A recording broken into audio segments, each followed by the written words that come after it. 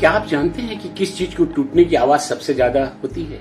जी हाँ, वो एक इंसान का ऑरा, एक आभा मंडल, जिसके व्यक्तित्व और किस्सों को लेकर आपने दशकों से और सालों से बड़ी एक छवि बनाकर रखी है। और जब वो आभा मंडल तार तार हो जाता है, और मैं ये बात जिस आदमी के बारे में कर रहा हूं, वो पीएम द्वारा वापस लिए गए किसान बिल से संबंधित है, तो ये बात और अहम हो जाती है।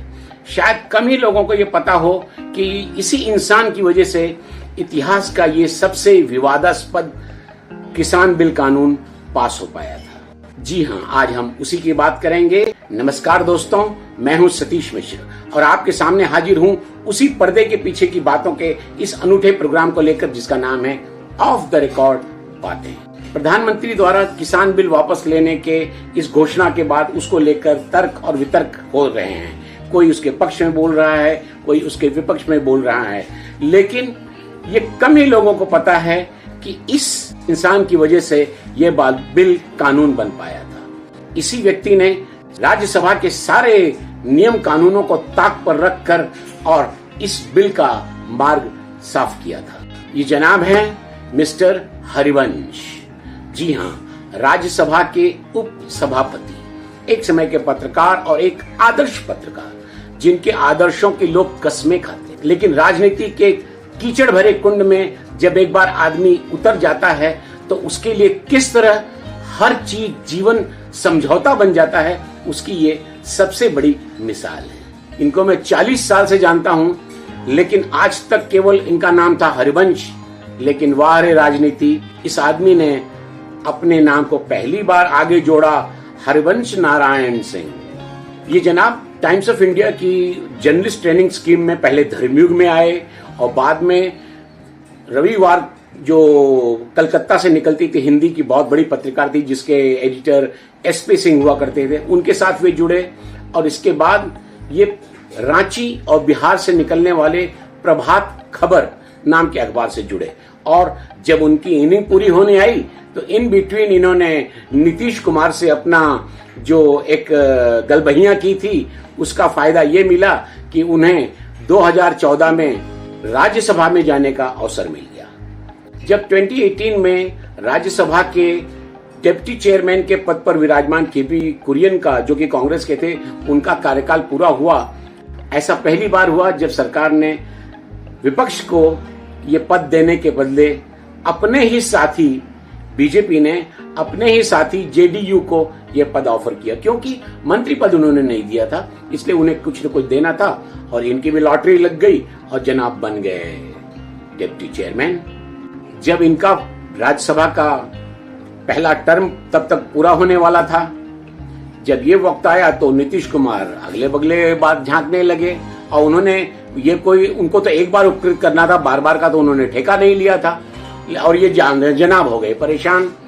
तो इन्हें फिर से राज्यसभा की सीट पाने के लिए जरूरी था कि क्लियर कट जेडीयू के पास एक सीट थी, उसके बाद का जो एक्स्ट्रा वोट्स थे उसे लेकर वो इन्होंने इधर उधर झांका तो इन्हें टीपी के कुछ एक्स्ट्रा वोट बिखरे पड़े हुए थे, इनकी नजर उस पर थी और पार्टी की नजर, बीजेपी की नजर इन पर थी। यहीं से सारा गेम शुरू हुआ।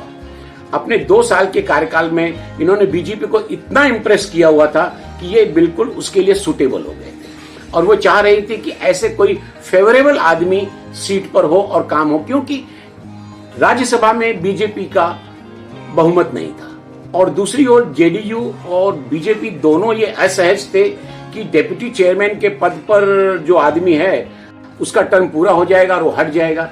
इसलिए वो भी चाह रहे थे कि कोई एक वाया मीडिया रास्ता निकले, और इनकी लॉटरी लग गई फिर से दोनों पार्टियों का वोट लेकर, और ये पुनः राज्यसभा के लिए पहुंच गए और डिप्टी चेयरमैन का पद बरकरार रहा। अब ये तो बीजेपी ही बता सकती है कि वह किसान बिल जब राज्यसभा में लाई और पास करवाना चाह रही थी तो वह क्यों वेंकैया नायडू के अध्यक्षता में यह नहीं करना चाहती थी, क्यों उसने हरिवंश जी को पद पर रख कर ये काम करवाया, वो तो वही बता सकती है। अब आते हैं उस दिन की बात जिस दिन किसान बिल राज्यसभा में चर्चा के लिए आया।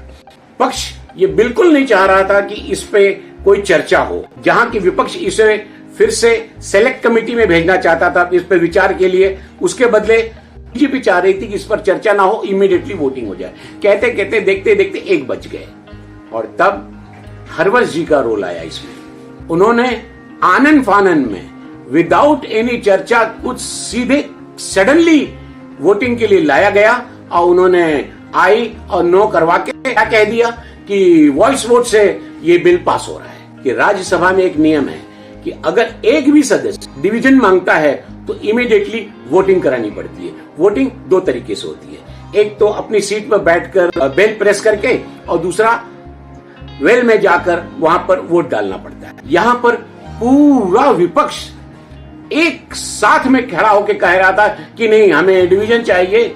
और यहां हरिवंश जनाब जो थे उन्होंने इसे साफ इनकार कर दिया, ये कहते हुए क्या कि जब आपने ये बिल के लिए डिवीजन मांगा तब आप सीट पर नहीं बैठे हुए थे।